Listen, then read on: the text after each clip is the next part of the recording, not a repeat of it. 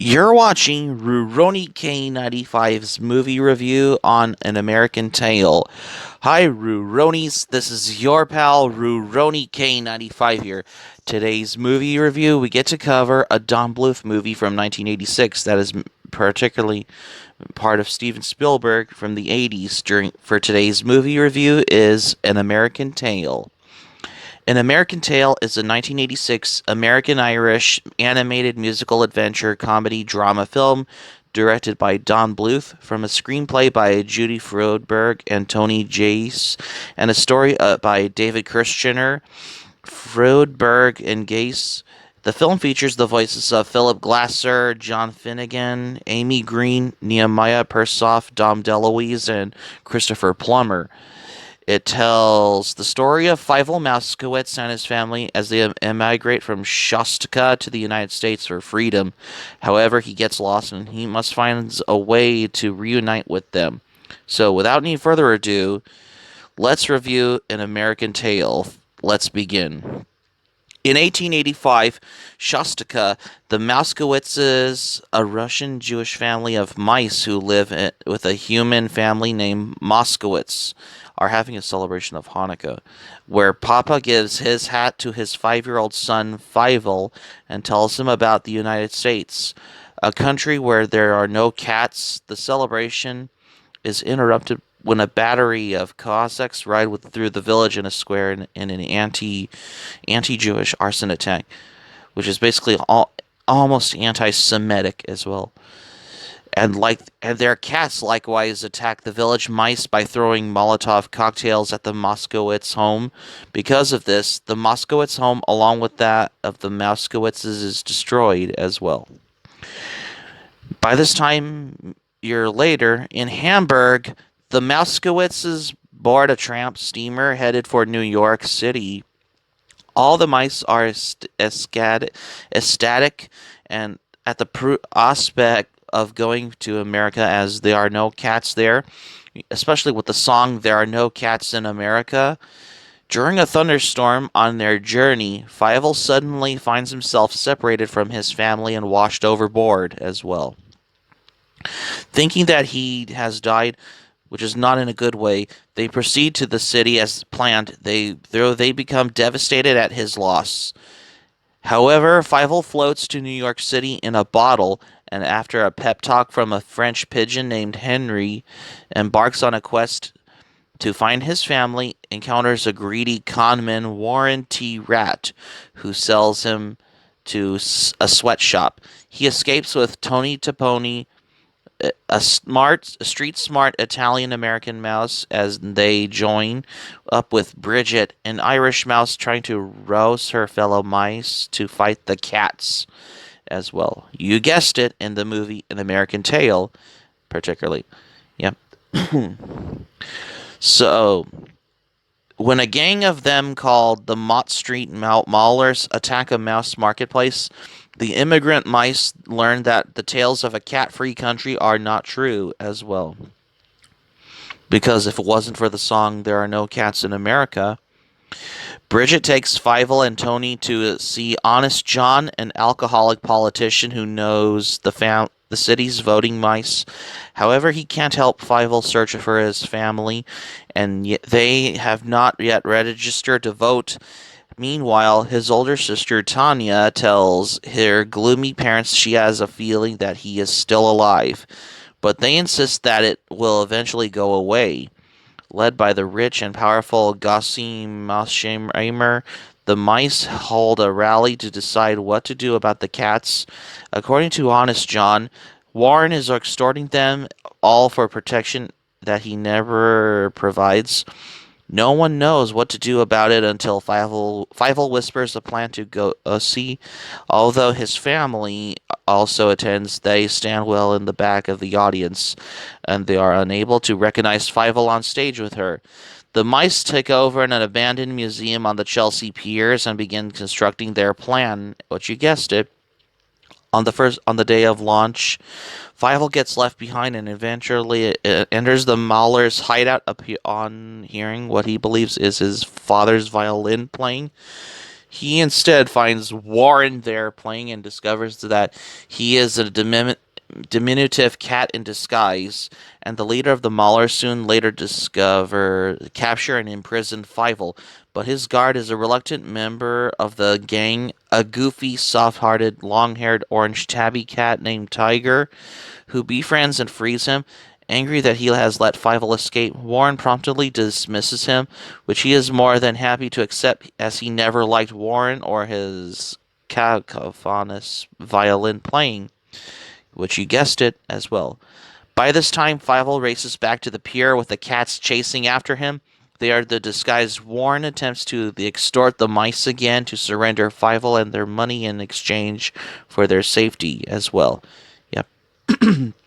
But when Tony removes Warren's disguise in front of the mice with an aid of a slingshot, they definitely refuse. Furious, Warren then sets the fire to the pier's entrance in an attempt to burn the mice alive until Gussie finally orders the mice to release the secret weapon, which is a huge mechanical mouse inspired by the tales Papa told. Fievel of the Giant Mouse of Minsk chases Warren and his gang down the pier into the river. A trap steamer bound for Hong Kong picks them up on its anchor and carries them away. However, a pile of leaking kerosene cans has caused remnants of the fire. Warren had started to ignite the entire pier, and the mice are forced to flee when the human FDYNY arrives to extinguish it as well, which is just in the nick of time as well. Above all this, during the fire, Fievel is once again separated from his family and ends up in an orphanage. Papa and Tanya overhear Bridget and Tony calling out to Fievel, but Papa is unsure that there may be another Fievel somewhere, until Mama finds his hat. By this time, joined by Gussie, Tiger allows them to ride with him in a final effort to find Fievel, and they are ultimately successful. The journey ends with Henry taking everyone to see his newly completed project, the Statue of Liberty, which appears to smile and wink at Fievel and Tanya, and the Mousekowitz's new life in the United States begins, as you noticed, if you will. So that's my review on the movie An American Tail, which is basically, this movie was released back in the United States in November 21st, 1986, but it was a year later released in Ireland on June 19th, 1987, particularly. The film was released in the United States on November 21st, 1986 by Universal Pictures. It received mixed reviews and was a box office hit, making it the highest-grossing non-Disney animated film at the time. Its successes, along with that of other Don Bluth movie, The Land Before Time, and Disney's Who Framed Roger Rabbit, both 1988. And Don Bluth's departure from their partnership prompted executive producer Steven Spielberg to establish his own animation studio, Amblimation, in London, England. The film spawned a franchise that included a sequel, which is An American Tail, Fievel Goes West, a CBS TV series, Fievel's American Tales, and the two directed video sequels, which are Treasure of Manhattan Island and Mystery of the Night Monster, which I cannot review these two because, especially American Tail, Mystery of the Night Monster, and Treasure of Manhattan Island, because, spoiler, because as it was to these other direct-to-video sequels that had never gotten a theatrical release as well. But anyways, that's my point. For the development of An American Tail, however, the production began in December 1984 as a collaboration between Steven Spielberg and Don Bluth and Universal, based on a concept by David Christianer. Spielberg had asked Bluth to make it something pretty like you did in The Secret of NIMH, make it beautiful. In a 1985 interview, he described his role in the production as the first in the area of story inventing incidents for the script, and now consists of looking every 3 weeks to a month at the storyboards that Bluth sends me and making my comments. Bluth later commented that Steven Spielberg has not diminished the growth of Tail at all. There is an equal share of both of us. in the picture. Nevertheless, this was his first animated feature, and it took some time for him to learn that adding to a 2-minute scene would take dozens of people months of work. In 1985, he stated, "At this point, I am enlightened, but I still can't believe it's so complicated." It was Universal Pictures' first animated feature film since Pinocchio in Outer Space in 1965. I mean, originally the concept consisted of all animal world like Disney's Robin Hood, but Don Bluth suggested featuring an animal world existing as a hidden society from the human world, like Disney's The Rescuers. After viewing The Rescuers, Spielberg agreed, and Emmy Award-winning writers Judy Froberg and Tony Gaze were brought to expand the script. When the initial script was complete, it felt extremely long and heavily edited before its final release. Don Bluth felt uncomfortable with the main character's name, thinking Fievel was too foreign sounding, and he felt audiences wouldn't remember it. Spielberg disagreed. The character was named after his Martial father, Philip Posner, whose Yiddish name was Fievel. The scene in which he presses up against a window to look into a classroom filled with American school mice is based on a story Spielberg remembered about his grandfather that told him that the Jews were only able to listen to the reasons through the open windows where sitting outside in the snow. Spielberg eventually won out, though something of a compromise was reached by having Tony refer to Fievel as Philly.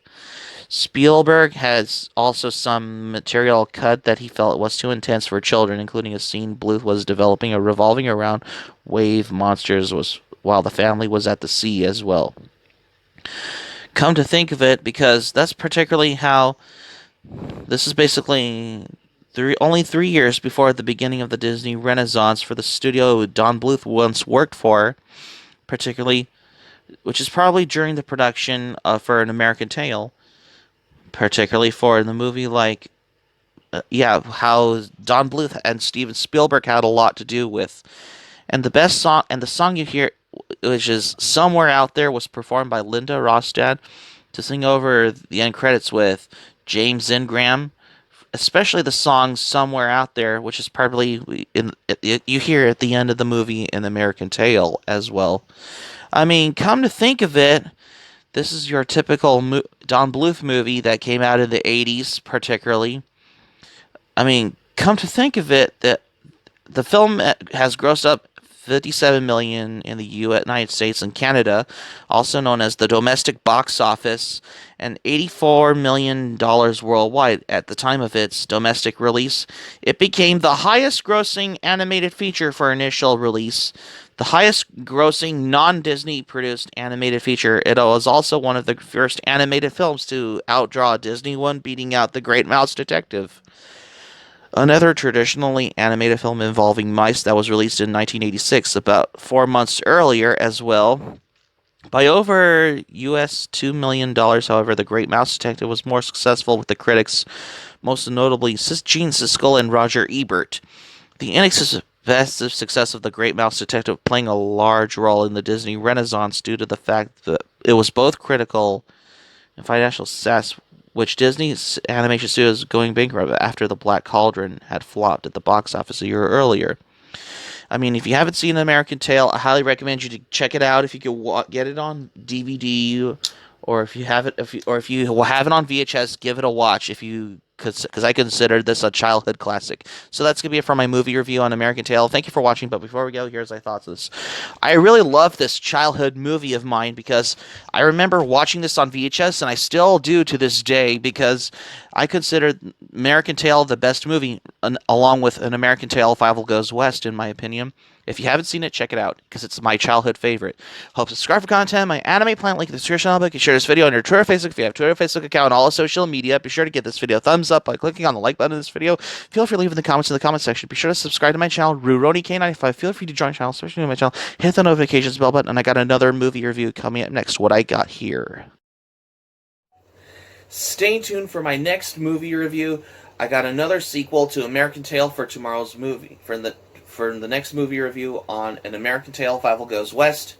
Until next time on Friday.